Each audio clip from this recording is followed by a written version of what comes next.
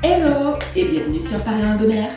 Donc aujourd'hui on se retrouve pour un petit challenge que je me suis fixé, à savoir marcher 10 000 pas par jour pendant 3 semaines. Donc pourquoi ce challenge, d'où je viens, qu'est-ce qui me passe par la tête. Avant, quand j'étais une employée lambda, je devais prendre les transports pour aller travailler. Donc ça me faisait 1 heure le matin, 1 heure le soir. Je marchais 6 000 pas par jour. Donc ça correspond un petit peu aux recommandations d'activité physique. Et maintenant, ça fait 1 an que je suis en télétravail. D'ailleurs, si ça t'intéresse, on a fait des vidéos sur le télétravail, les avantages, les inconvénients, comment je vivais l'expérience. Mais bref, depuis que je suis en télétravail, mon compteur de pas fait la tronche. Je suis à quelque chose comme 1500 pas par jour, ce qui est assez petit. Et je me suis dit que j'aimerais bien réintroduire un petit peu de marche dans ma vie parce que j'ai toujours bien aimé marcher. Quand je suis en vacances, je marche toujours beaucoup parce que j'ai l'impression que pour découvrir un endroit, le mieux c'est de le visiter à pied. Et du coup, j'ai commencé par regarder des vidéos de personnes qui avaient fait l'expérience pour des durées plus ou moins différentes. Mais je me suis rendu compte qu'elles n'ont pas du tout le même style de vie que moi, à savoir que soit c'est des personnes qui sont très sportives de base, donc l'idée de faire 10 000 pas, j'en ai même vu des personnes qui ont fait 15 ou 20 000 pas par jour, c'est quelque chose qui les enthousiasme, qui met plein d'énergie. Ou alors ce sont des personnes qui font des trajets en voiture et qui ont des enfants donc qui ont plus d'occasions, j'ai l'impression que moi, de remplacer tout ça par de la marche au final. Et du coup, comment je vais m'y prendre? C'est une très très très bonne question. Je ne sais pas. J'ai regardé 10 000 pas par jour. Ça représente quelque chose comme 1 heure et demie à 2 heures de marche. Ça fait 8 km. Donc dans ma tête, ça a l'air assez énorme. Mais je me dis que je peux introduire ça dans une journée, peut-être en le faisant le matin. Je sais que ça n'arrivera jamais parce que je ne suis pas du matin, mais peut-être. Mais je pense que je vais décomposer en fait ces périodes de marche dans ma journée et voir comment je peux introduire un petit peu plus de marche dans mon quotidien. Et pour mesurer ça, j'utiliserai juste le podomètre de mon téléphone. Donc voilà, c'est à peu près tout, je pense. Je vais faire des bilans un petit peu toutes les semaines pour voir comment ça s'est passé, ce que j'ai ressenti, comment j'ai vécu l'expérience et voir qu'est-ce que ça amène en fait au quotidien de marcher 10 000 pas tous les jours. Donc on se retrouve la semaine prochaine pour le bilan de cette première semaine. Hello et bienvenue pour le bilan de la première semaine de ce défi de 10 000 pas par jour. Donc pour cette première semaine, j'ai atteint mon objectif, j'ai marché 10 000 pas et plus. La preuve en image qu'on va afficher quelque part par là ou par là, je ne sais pas encore. Donc comment s'est passée cette première semaine? Étonnamment, ça s'est plutôt bien passé au départ. Les 4 premiers jours, j'ai vraiment trouvé ça bien. J'ai été aidée par le fait que j'ai dû travailler sur site pendant 2 jours. Donc le fait de devoir me déplacer pour aller travailler, ça me fait de base 6 000 pas. Donc j'ai juste eu à compléter, c'était plutôt cool. Et puis le week-end, je suis sortie pour faire des photos. Ça faisait longtemps que je ne m'étais pas baladée dans Paris pour faire des photos. Donc j'ai été au jardin des plantes, je pensais trouver des glycines. Mais au final, je suis tombée sur les cerisiers en fleurs alors que je pensais avoir totalement raté la saison. Donc j'étais plutôt contente. Mais c'est après que ça a été plus compliqué. Parce que généralement, quand je me lance dans un nouveau projet, au départ, je suis pleine d'idées, de volonté, sauf que le problème, c'est que tout ça s'évapore assez vite. Et les 3 derniers jours, j'ai vraiment eu la flemme. Parce que j'étais en télétravail et du coup, je dois quitter mon pyjama de travail pour sortir de chez moi. Donc, il faut trouver une motivation supplémentaire. Et du coup, je suis tombée sur une vidéo, un concept que j'ai trouvé hyper intéressant, de la marche utile, par Tiffen Charles. On va vous mettre le lien en bas, en bas de la vidéo. Et donc, ce concept de marche utile, qu'est-ce que c'est? En fait, c'est comment réintroduire de la marche dans les trajets du quotidien. Ça veut dire comment remplacer les petits trajets qu'on fait habituellement en voiture, si tu as une voiture, ou en transport, par des trajets de marche. Parce que au final, l'avantage de la marche comme sport, c'est que à partir du moment où tu sors de chez toi et que tu marches, c'est des victoires. Et donc moi j'ai réfléchi à comment faire pour faire de la marche utile. Et je me suis dit que dès lors que un trajet, je peux le faire à pied en une demi-heure, mais c'était pas la peine de prendre les transports au final, il suffisait que je marche. Donc maintenant, quand je sors, je regarde toujours est-ce que je peux faire ça en moins d'une demi-heure de marche. Donc ça demande un petit peu plus de logistique parce qu'il faut que je prévoie un petit peu de temps pour éviter d'être en retard, mais ça le fait. Après, j'avoue que je suis quand même contente de savoir que ce défi de 10 000 pas par jour ne durera que 3 semaines parce que je commence à être un petit peu fatiguée de tout ça. Mais pour l'instant ça va, ça se passe bien, c'est pas compliqué, c'est possible dans une journée, même avec le travail, de faire 10 000 pas par jour. Donc on verra ce que ça donne pour la deuxième semaine. Hello et bienvenue pour ce bilan, donc le bilan de la deuxième semaine. Donc pour cette deuxième semaine, j'ai atteint mon objectif, ça veut dire que tous les jours j'ai marché 10 000 pas. Il y a même des jours où j'ai fait un petit peu plus, comme quand j'ai visité Bruges ce week-end. Et le fait de visiter une nouvelle ville, ça m'a permis de marcher, je crois, autour de 18 000 pas. Donc j'ai commencé à regarder sur l'application et je me suis rendu compte que depuis que j'ai commencé ce défi, j'ai marché quelque chose comme 136 km, ce qui est la distance Paris, presque, à 10 km près. Donc c'est plutôt pas mal, je suis assez contente et je commence vraiment à y prendre goût, à me programmer mes journées en me disant à quel moment je vais faire ma petite marche et tout. Donc ça fait plutôt plaisir.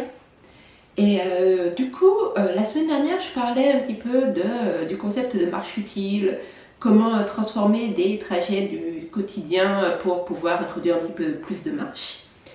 Mais c'est vrai que la marche utile, enfin, à mon niveau, pour moi, ça ne me suffit pas pour faire mes pas. Et il y a des moments où je sors et sans but, en fait, je me balade juste pour pouvoir faire mon nombre de pas. Donc c'est vrai qu'au départ, je trouvais ça un petit peu sans intérêt, en fait, juste de sortir, de se balader. Et au final, j'ai trouvé des petites astuces pour pouvoir prendre du plaisir différemment en marchant sans but. Donc de temps en temps, ce que je fais, c'est que j'essaie toujours de varier en fait mes trajets au maximum. J'ai même réussi à me perdre dans mon quartier, mais bon, je me perdrais dans un bocal, donc ça n'a rien d'étonnant. Et puis sinon, j'écoute aussi pas mal de podcasts, mais des podcasts un petit peu longs qui font autour d'1 heure ou un petit peu plus, ce qui est bien pour une séance de marche pour bien atteindre les 10 000 pas. Et du coup, cette semaine, j'écoute 2 podcasts qui sont assez différents. Donc, le premier, c'est 2 heures de perdu. C'est un podcast de cinéma où c'est un peu une conversation de groupe de personnes en fait qui font des débriefs sur des films. Et même si on n'a pas vu le film, c'est toujours vraiment drôle. Et sur un registre totalement différent, j'écoute aussi un podcast à soi qui parle plus de féminisme, d'égalité sur différents aspects de la société. Donc c'est un petit peu le grand écart entre ces 2 podcasts. Mais c'est vrai que ça fait du bien en fait de pouvoir écouter tout ça en marchant, ça motive et ça rythme un petit peu la marche. D'ailleurs si tu vois, si tu écoutes des podcasts ou tu aurais des podcasts à me proposer, je suis toujours partante, toujours preneuse d'en découvrir de nouveaux. Donc voilà, c'est tout pour le bilan de la deuxième semaine. Il est plutôt positif. Donc je suis prête à me lancer vers la 3e semaine. Et puis même peut-être, je commence vraiment à réfléchir à continuer l'aventure et à garder en fait ce principe de 10 000 pas par jour plus longtemps. C'est vrai que le fait qu'il fasse beau aide beaucoup, mais je me vois bien continuer un petit peu plus longtemps. Donc c'est tout pour cette semaine, on se dit à la semaine prochaine. Bilan de cette dernière semaine du challenge 10 000 pas par jour, ai-je ou pas réussi à marcher 10 000 pas par jour tous les jours pendant 3 semaines consécutives? Roulement de tambour. Et non, non. Je me suis ratée sur un seul jour, c'était samedi dernier. En fait, samedi, je travaillais, il faisait un temps dégueulasse, ce qui signifie que quand la journée s'est terminée, j'étais pas du tout motivée pour aller marcher. Et comme j'avais un resto après, je me suis dit que j'allais marcher pour aller jusqu'au resto et qu'en sortant du resto, j'allais faire les pas qui manquent. Sauf qu'à la fin du dîner, il était quelque chose que minuit et quelques, le compteur s'était remis à zéro. Du coup, on était reparti et j'ai fini la journée à 5700 pas.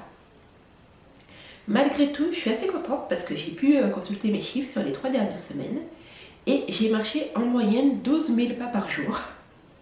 Je m'y attendais pas du tout parce que je suis passée de 1500 à 12 000. Donc c'est assez incroyable pour moi. Et sur les 3 semaines, j'ai marché quelque chose comme 184 km. Si tu te poses la question, et je suis sûre que tu te la poses, c'est la distance qui va de Paris au Havre, ou du Havre à Paris, je sais pas trop. Du coup, ouais, ça c'est pas mal. Mais du coup, tu te demandes, c'est bien beau tout ça, mais à quoi ça sert de marcher 10 000 pas par jour? Je pense qu'on va voir tout ça pendant le bilan. C'est l'heure du bilan. Donc, qu'est-ce que j'ai pensé de ces 3 semaines de défi 10 000 pas par jour? Donc déjà, avant de commencer, tout d'abord, un petit disclaimer, ça c'est ce que je vais vous dire, c'est uniquement mon ressenti. Je pense que si d'autres personnes ont fait la même expérience, ils auront peut-être vécu une expérience différente. D'ailleurs, si toi aussi tu as déjà fait un challenge de 10 000 pas par jour, n'hésite pas à indiquer en commentaire comment ça s'est passé, ce que tu en as pensé, etc. Donc voilà, petit bilan. Donc pour moi, en fait, ça fait maintenant 1 semaine que ce challenge de 10 000 pas par jour est terminé. Et en fait, je n'ai pas arrêté de marcher. Ça veut dire que maintenant, depuis 1 semaine après le challenge, j'ai toujours fait mes 10 000 pas tous les jours. C'est vraiment quelque chose qui est resté ancré dans mon quotidien. Et je suppose que c'est parce que j'ai de la chance, que c'est une activité qui me correspond bien. Donc j'arrive sans éprouver trop de... sans que ça me saoule en fait, à faire mes 10 000 pas tous les jours. Donc pour le bilan, pour moi, il y a 4 points que j'ai notés. Le premier point, c'est côté du mental, on va dire, bien-être, santé mentale. En fait, je trouve que quand on est en télétravail, on a tendance à être un petit peu plus, je vais dire, enfermé, surtout en hiver. Mais on a tendance à être un petit peu plus chez soi et le fait de pouvoir sortir, s'aérer, prendre l'air, marcher, c'est vraiment une parenthèse pour moi, un moment où je peux réfléchir à ma vie, aux problèmes de ma journée ou à toute autre chose. Mais c'est vraiment un temps pour moi qui me fait du bien. Par exemple, hier, j'ai fini ma journée, c'était une journée qui m'a fatiguée. J'étais de très mauvaise humeur. Et puis au bout d'une demi-heure à marcher comme ça, ça m'a permis d'évacuer en fait tout ce petit stress du quotidien.